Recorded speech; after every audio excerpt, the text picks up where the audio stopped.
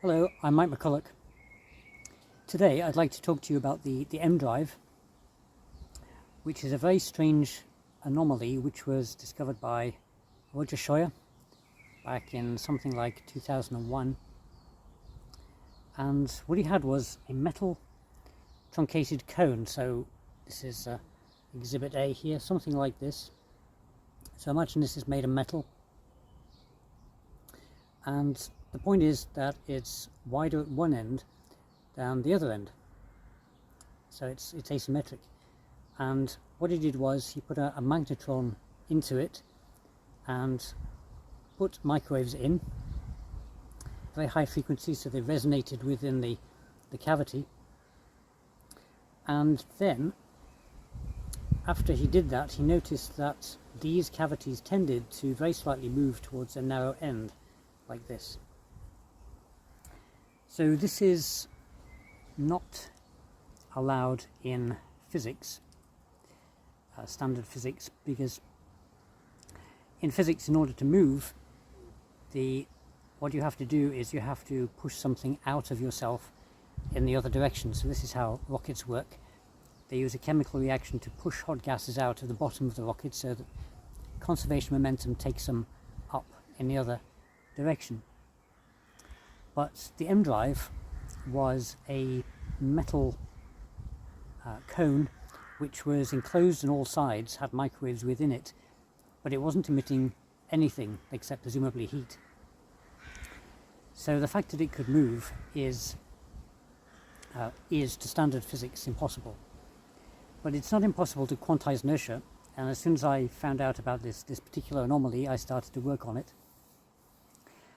And it didn't take me long before I realized that I could predict the thrust that was coming out of these things. So what you have to think of is the fact that the microwaves are composed of photons, and what I did was I assumed these photons have an inertial mass, which they do from certain arguments. Certainly they do when they're confined in a cavity. And the thing about them, back to this cone here, is that when these photons were input by the magnetometer into the center, then they move throughout the structure.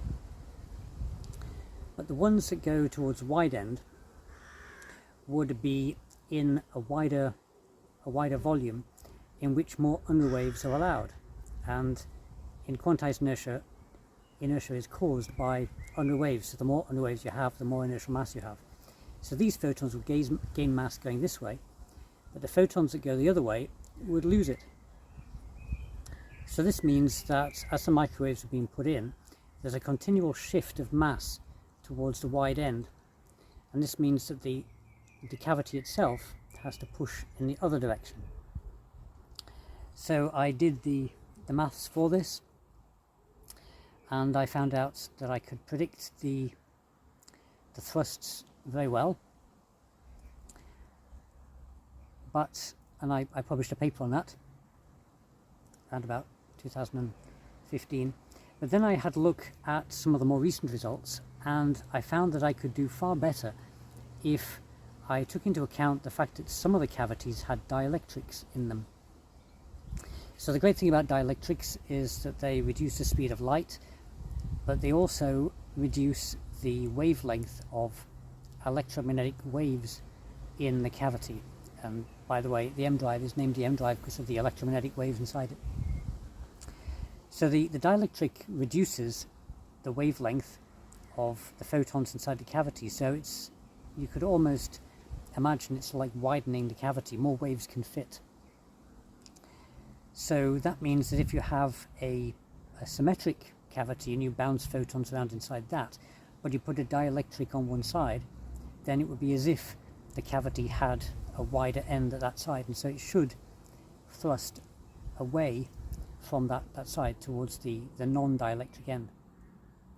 So I took this into account as well, and I found that the predictions, and they're shown in this figure here, were much better before I took account of the dielectric, quantized inertia, tended to overestimate the thrust in many of the NASA tests that have been done of Shawyer's work. NASA reproduced it, Harold White specifically. But in the theory, if you include the dielectrics, then the results were much better, and you can see in the graph the open squares, which are not quite on the equality line, don't quite agree with the observations, move towards that line. The predictions got much better. So QI very successfully predicts the Emdrive, and this means that you can have thrust without expelling propellant. All you need on a spacecraft like this is a solar panel and a cavity like this. And there are certain agreements as well with the capacitor work that's been done more recently. All you need is a very high acceleration and an asymmetric cavity. Okay, so I hope you've enjoyed this short, and I look forward to seeing you tomorrow. Goodbye.